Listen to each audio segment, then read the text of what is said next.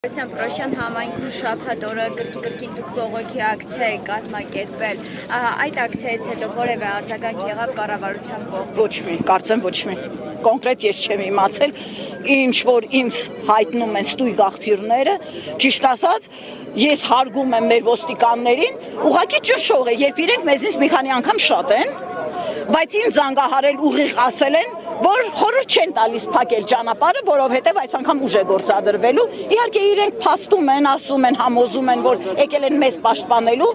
Ես համոզված եմ, հենց այդպես է։ Իրենք վարձատրվում են մեր հարկերի հաշվին եւ պարտավոր են մեր իրավունքները պաշտպանել, մեր անվտանգությունը պաշտպանել։ Եթե դրա համար են եկել, բարով են եկել եւ իրենց գնդապետին ես ասացի, հիմա իմ թևը բավականին լուրջ վիրահատական միջամտություն է արված եւ ցավեր ունեմ բավականին լուրջ, ես եկել եմ, որ իրենց համար հեշտ լինի, ինձ վրա ուժ գործադրելը շատ ավելի հեշտ է, քան մնացածի, չեմ կարող ընդդիմանալ,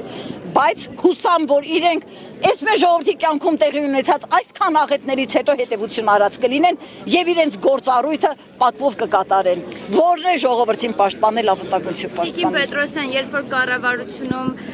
դուք տարբեր քննարկումների մասնակցեցիք, կարծես թե դուք ոգևորվել եք, դրական պատասխան էր ձեզ սպասվում, դուք ասեցիք մեր հարցը լուծվել է, հա, եւ հիմա ինչու է նորից կառավարությունը այսպես վարվում հասարակ ժողովրդի հետ։ Նախ իրենք կարելի է ասել տողատակով մեզ խոստացան, որ Պրոշյան կմտնի առնվազն կամարի մոտով, հենց առաջին կանգառից կթեքվի կգա Երևան, բայց ամենայն հավանականությամբ ու այստեղ ինչ ասեմ, գուցե շատ համարձակ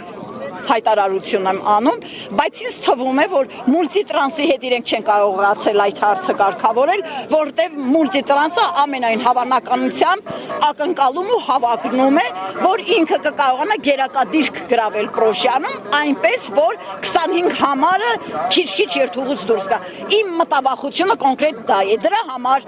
պրոշյանցիներն ասում են 25 համարը, իհարկե մենք միացել ենք հասախցիներին եւ 59 համարը պիտի բարձրանա գյուղ, մտնի գյուղ նոր դուրս գա։ Իսկ կարելի է ձեզ կներեք էլի մի հատ վերջացնենք։ Տիկին Պետրոսյան, եթե ոստիկանները փորձեն խոչընդոտել եւ նրանք ասում են, որ դուք ապօրինի եք ճանապարհը փակում,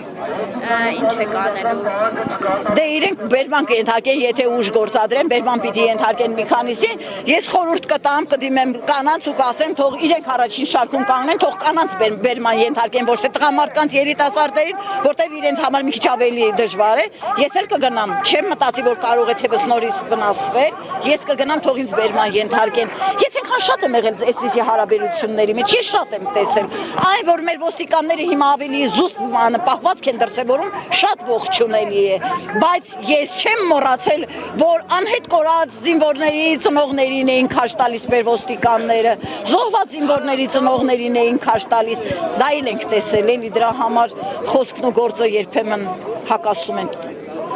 մեղմասա չեն համապատասխանում։